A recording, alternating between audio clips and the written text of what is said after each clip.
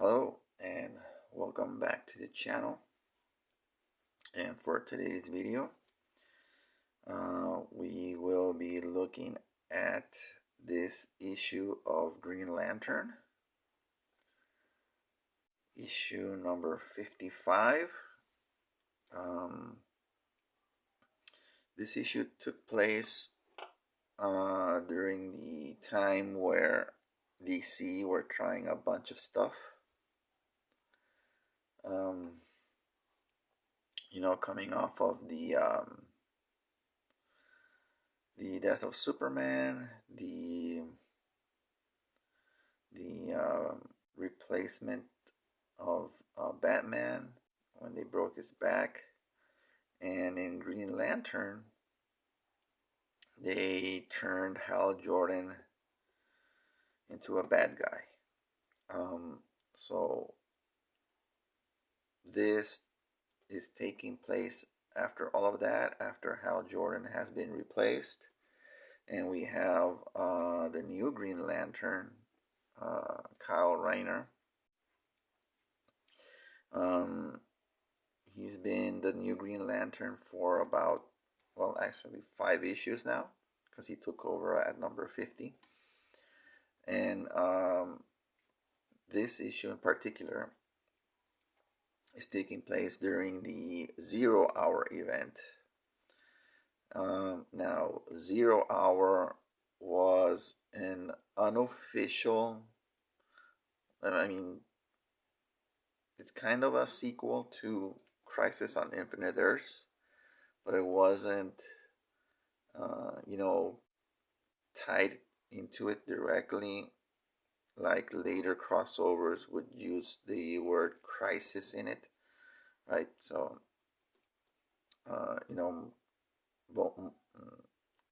the last few crossovers over at DC, major crossovers, have had the word crisis in it, just so, I guess, for marketing purposes. But most of those have led to major resets in the DC universe. So 0 Hour wasn't a complete reset, but it was like a soft, that was their first attempt at a soft reboot after Crisis on Infinite Earths. Crisis on Infinite Earths took place in 1985, and this takes place in what's the cover date here? September of '94. So this is almost 10 years after Crisis. So we're going to be looking at this issue. Fun fact, Green Lantern is one of my favorite characters. Growing up, I kind of lost interest in the character later on, but when I was a kid, I really thought Green Lantern looked cool. My extent of knowledge of the character growing up was the cartoon, right? The Super Friends cartoon. So I always thought he was a cool character. I always thought the ring and that he could make stuff out of the ring was pretty cool. So next to Batman, Green Lantern was my favorite character. I never really picked up the comics, but by the time I started collecting, all of this started happening. But I never really collected the comics that much. I only collected, like I said, just because of what was happening at the time. I collected a few issues, but that's about it. And I missed out on the whole rebirth stuff, or reborn. I don't know what it was called. When the whole gamma of the different colored rings started happening. I wasn't really buying comics too much back then, so but I have read the issues online, and those are some pretty cool stuff. But anyway, this issue is written by, well, let's go into the credits.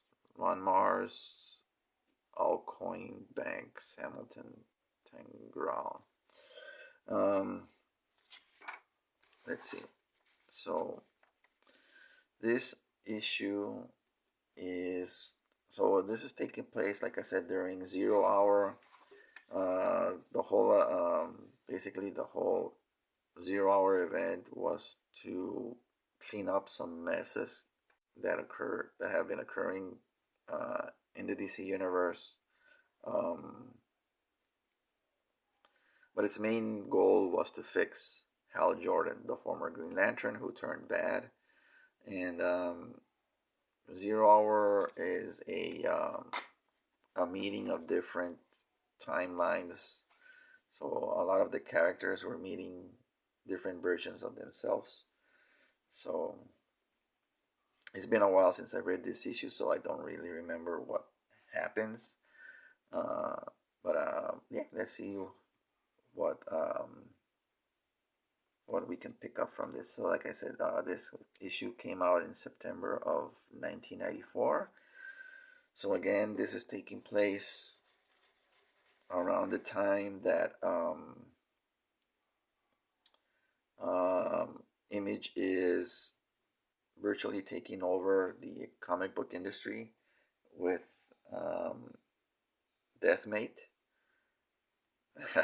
And well, not that, I mean, Image as a whole, as a company, but Deathmate was coming out around this time, so this is the type of stuff that DC was doing to compete with Image Comics, right? So credits: Assault and Battery, Daryl Banks and Derek Oycoin and Craig Hamilton pencils. So this is pretty much um, a team effort to put out this issue. Daryl Banks and Ron Mars with the story. Ron Mars was the Green Lantern writer for a long time, kind of like Peter David's run on the Hulk. I mean, I don't know if Ron Mars was that uh, uh, almost a decade long run on Hulk. Speaking of Peter David, I don't remember how many issues Ron Mars was on Green Lantern, but I do remember him being on the title for a long time. And Daryl Banks, because of the the whole promotional push for Green Lantern and all that, he kind of got to become a popular artist. But after he left Green Lantern, I don't really remember him doing anything else. And I don't know if he's in comics anymore right now. So his art was, all right for that era. It was a little different. It was trying to be more, modern, you could say. The Image style of detail and all of that. But it it was all right. Like I said, it was serviceable. But I don't really think his style evolved too much to where it became, too what do you say, marketable, like as an artist. Um, so he was all right. So here we are seeing the new Green Lantern, Kyle Rayner, taking a beating.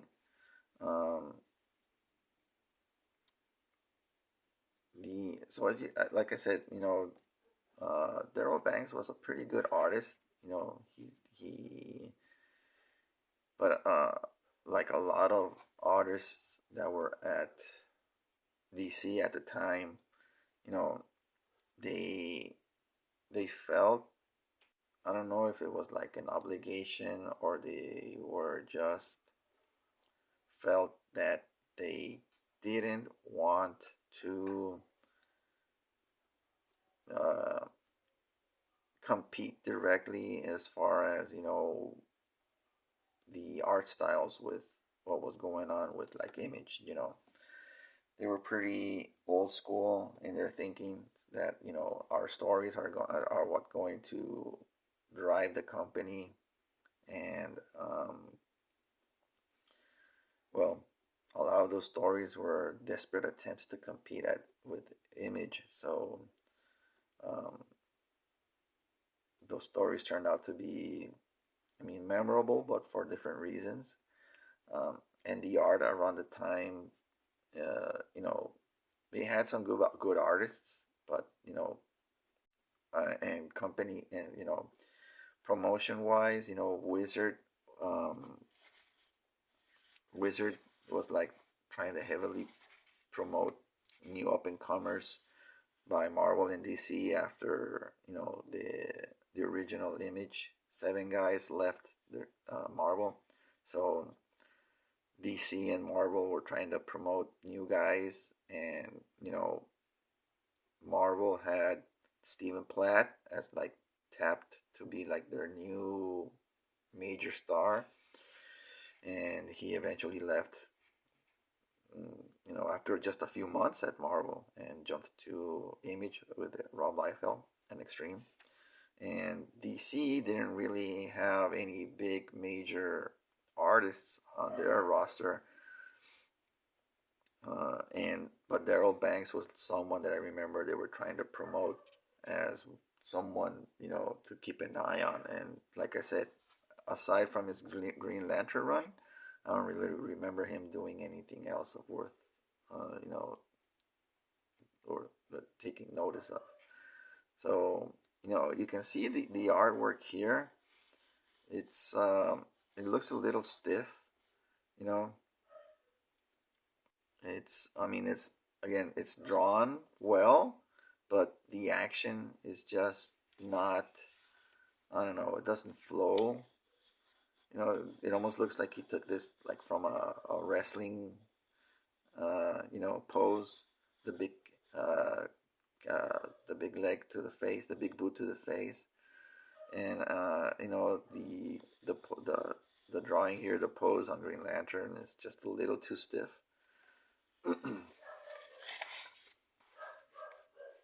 And there goes my dog barking again. Let me pause it just a little bit. Okay, and we're back. When she's back barking, ugh, I don't know if she's gonna shut up or not. So let's just keep going. If it becomes too bothersome, I'll just pause it again. Anyway, so as I was saying, now it's getting too distracting. 1 second. Okay, take two.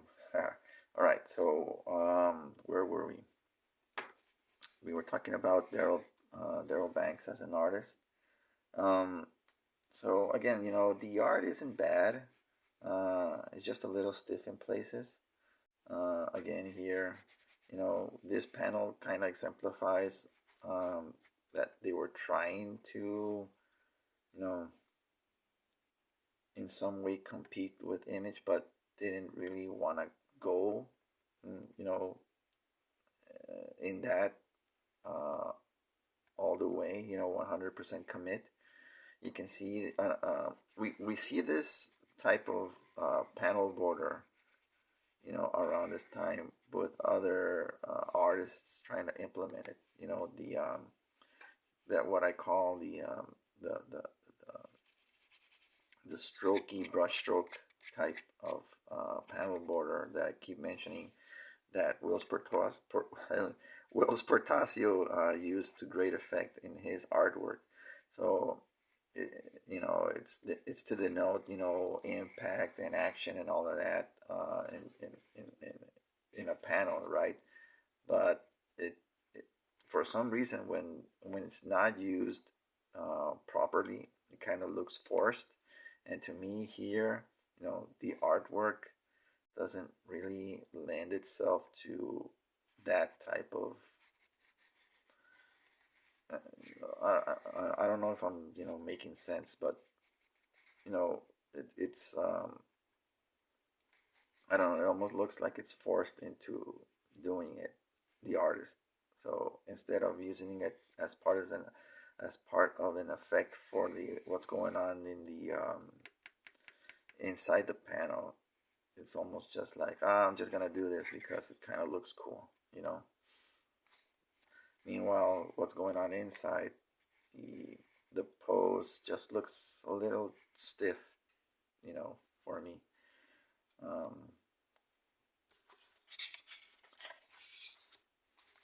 this, on the other hand, looks cool. Um, this actually looks really, really cool. Um, kind of, you know, Terminator type vibes. Um, as far as what's going on in the story, again, I couldn't tell you. I don't even remember who this guy is. So, but he picks up some sort of green rock. Is it kryptonite? I don't know. It's flashing. And then let's see here. So they keep fighting. Green Lantern powers up. This looks cool. This pose. So again, it's not that Daryl Banks isn't like a good artist, but part of the reason why I really didn't get into his artwork was that it was, to me, it looked like he was trying to be like one of the image artists, but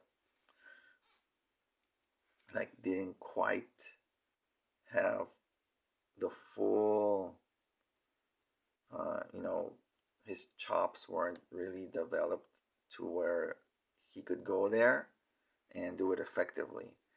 Uh, because again, some of the posing and the action, you know, like this or this, it just doesn't look fluid, you know. Um, so this just looks stiff to me. I don't know if it's trying to denote that the bad guy is that strong that a punch from a Green Lantern doesn't really phase him, because, you know, right off, then immediately afterwards he, you know, uh, well, I don't know. I mean, he keeps getting punched in the face, but he's this is, you know, I don't know. It just looks stiff to me. And again, he tries to implement that, you know, strokey brushstroke type panel. I mean, might as well just keep it open. You know, it may clash with what's on the bottom, so try just keeping it simple. You know, I don't know. It just doesn't feel like he looks more like it's being forced because he thought would look cool, but I don't know. Using it for such a um, you know, it's not even like on the main money shot of the page, right? It's just using it on a what I would call a meh panel. You know, it's part of a sequence, but it's not really that. It's not the big money shot on of the panel, so it kind of loses it loses its intent or its oomph. You know.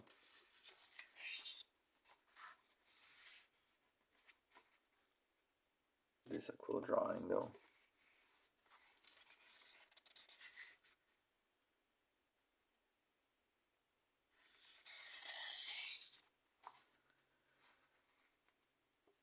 So to me, it looks like most of this sequence is drawn by Daryl Banks. I don't see a change of style, so I don't know when the other guys come in.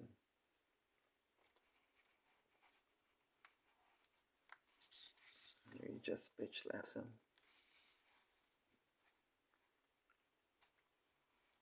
This is like a typical, what I would call like a typical image style shot, right?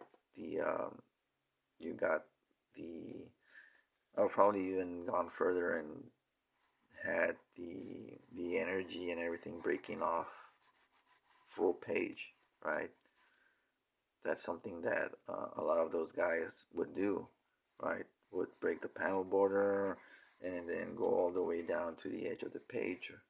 But with the mentality that, the old school mentality that DC had, they felt that they didn't need to go in that excuse me, in that direction. But you can feel like this panel would have had more impact if the energy was flying all over the page and not just constrained to the panel border.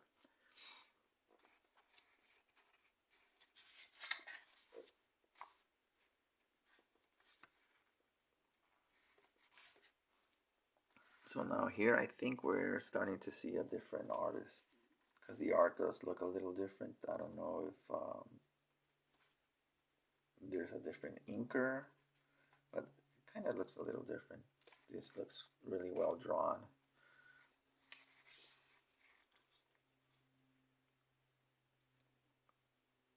The faces look more realistic instead of like cartoony.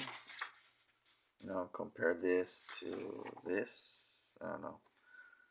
Could be that it's a different inker or the different artist. Oh, this is definitely another artist. It looks way more simplified.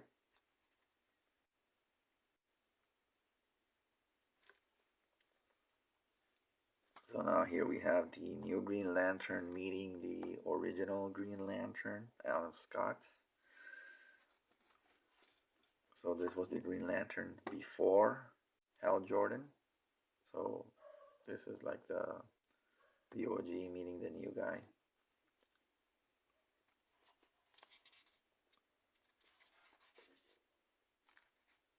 And you can see there's a dip in the quality of the art. You can it looks, I mean, compared to what we had earlier with Banks, right? It you go from this to this style, it almost looks like pro amateur, right? Again, I don't know. It just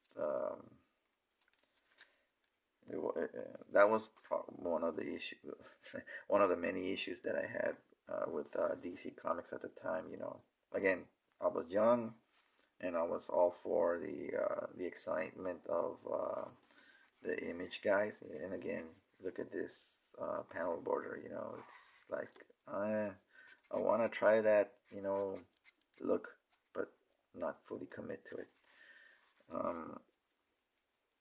I mean, Marvel, for the most part, to me, always had like the most exciting artists. Even after the Image guys left, the new blood came in. Guys like the Kubert brothers, and then they had Madureira come in. Just to name a few guys. But DC didn't really have those really flashy artists right up until they bought Wildstorm. Then things started to take a bit of a change.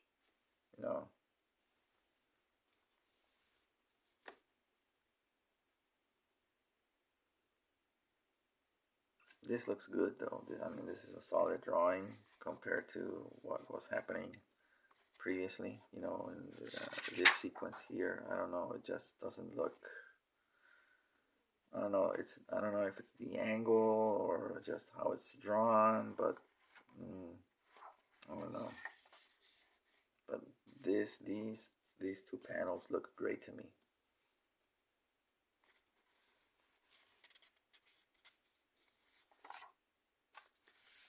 And this looks great. So I think I don't even know who the artist is. This, I guess it's Daryl Banks. But this is a cool sequence, a nice collage. But the art, Looks really good. You can tell the effort that was put into this two-page spread.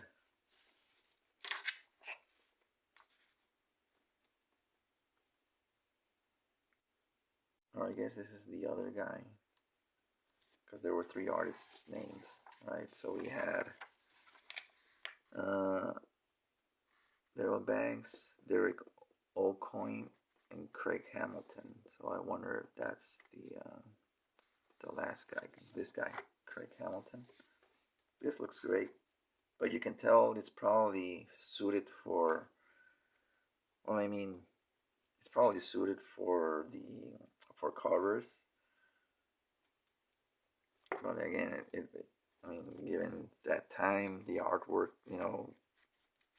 from the image guys, it probably would have worked for sequentials as well, but it might have taken this guy about a week to finish one page. So I don't know how reliable he could have been doing monthly work, but this looks great. This looks fantastic. This guy could have held, his own book for, and probably would have been great, but I don't know what else he's done since. And here we have a promo for 0 month. But again, some panels look great. This looks great, but then some of the, it's just, a little bland. So I don't know.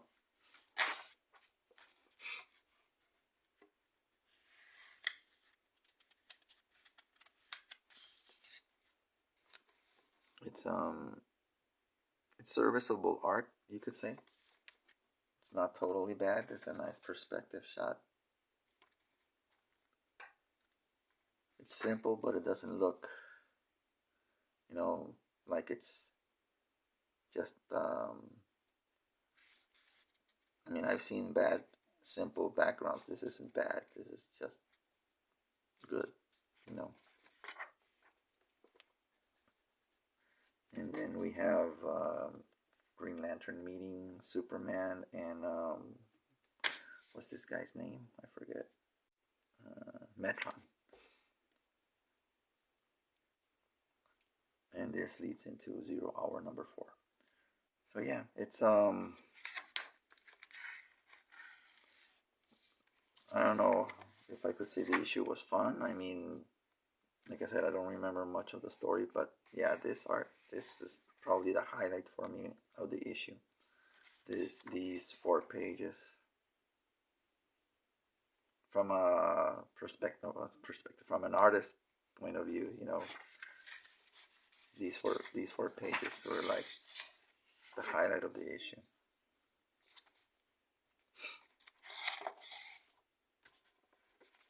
So yeah, there you go. Green Lantern number 55, part of 0 hour. 0 hour was me.